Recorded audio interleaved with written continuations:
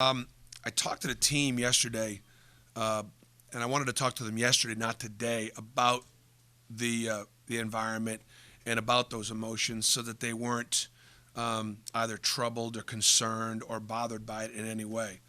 Obviously, from the minute we get off the plane, ESPN is going to be there.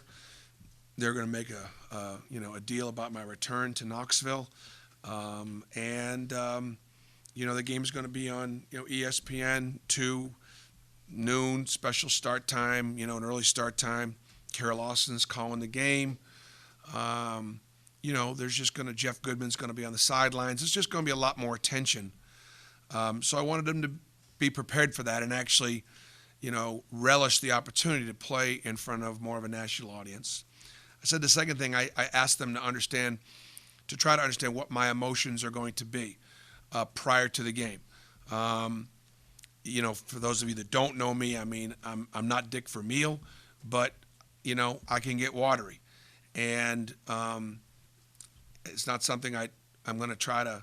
I can't control it. It just happens when sometimes I talk about my players, or I talk about my family, or I talk about things that I'm passionate about.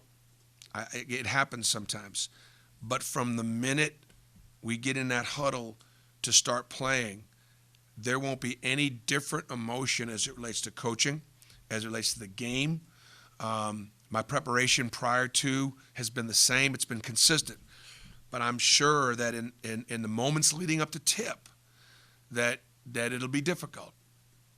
What do you expect moments after might be for the win? Well, I mean, we'll then start focusing on how we're going to guard Richardson and Punter and more one-on-one as they create isolating situations for them. We'll think about how we got to deal with their length, particularly in the backcourt, because they're terrifically long, and dealing with attacking their zone, which is a unique zone, something that we haven't played against all year long. We've practiced it, but it's hard to duplicate. Attacking their pressure without turning the ball over, because they do a really good job in their creating live ball turnovers, and they score out of those turnovers. We've got to mix our inside attack with our outside attack. Sometimes you'll settle and live on the perimeter against the zone, and we got to do a good job of blending that. So it'll all be about the things that we need to do to try to compete and put ourselves in position to have a chance to win the basketball game. That's what the focus will be. Bruce, are you planning anything, just for yourself to kind of, once you get back into Thompson and Bowen, anything just to kind of maybe take the hands off a little bit? There won't be any time. From the minute I walk into that building and get off the bus, there's going to be a camera in my face. It'll walk me to the bathroom, okay? And that's just how it is. I lived on the other side of media. They're going to want to know every time I scratch my nose, and every little emotion that's going through me, and whatever. I understand that. College game day is going to be someplace else. I'm sure they're going to be reporting on that game. So actually, in some ways, the fact that college game day is going to be probably Virginia Duke. And there'll be some report coming out of Knoxville about the Auburn-Tennessee game. That's good for Auburn basketball. That's good for the Auburn athletic program to bring that, for that visibility on a Saturday afternoon, almost in February in college basketball. So now we just got to, obviously take advantage of it. But as far as me in a moment, there won't be any moments. I think God bless me with an 11 a.m. Eastern start time, or 11 Central start time, in the sense that there's no time leading up to anything for me to do anything other than get my team ready to go out there and play. I don't know how the reception will be. First of all, when they go Bruce, some will be booing and some will be brewing. So I don't know which one it's going to be, and it doesn't.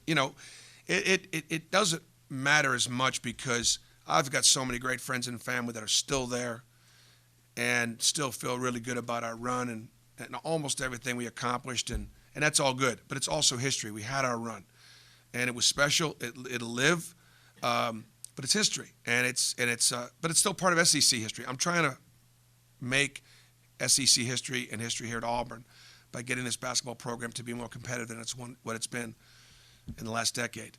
And so once the game starts, though, I promise you that the Tennessee fans are going to want the Vols and the Big Orange to win, and there won't even be a smidge of a conflict, and there shouldn't be. There shouldn't be, and there won't be. So it'll be their biggest crowd. It'll be, it'll be a sellout, close to a sellout, and that's great. Great for the Tennessee kids and great for my kids to play in that environment. And we're going to have to be able to handle the noise and handle the intensity because, while some of them may still feel good about the time we had there, they're going to want to beat me. They're going to want to continue to, prove that, hey,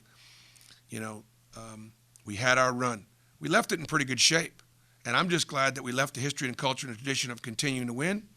And you know what? For the most part, they have. Oh, I can't. You have to. We're judged based on winning and losing. And, when I was able to go to Tennessee and I inherited a talented roster that had underachieved. And here I inherited a thin roster that didn't underachieve. They actually were well coached and they did just outmanned. And we graduated 3 seniors that played a lot of basketball, including one of the best players in the league, in Chris Denson. It was a different time. I was able to do things at Tennessee right away because the roster was prepared. And so we've got to, it's going to be different. So some of the shine's going to wear off the apple. Some of the shine that I'm going to come in here and turn this program right around, which some people maybe thought was possible, that's gone, But in some ways, we've made enough progress with the program because there's more to it than just the winning and losing. It's the academics. It's the culture of discipline. It's the effort and the energy. We've got to win enough games to be able to continue to make progress, be competitive, recruit positively, good recruiting in the future. So the success is we're just going to have to wait longer for the success.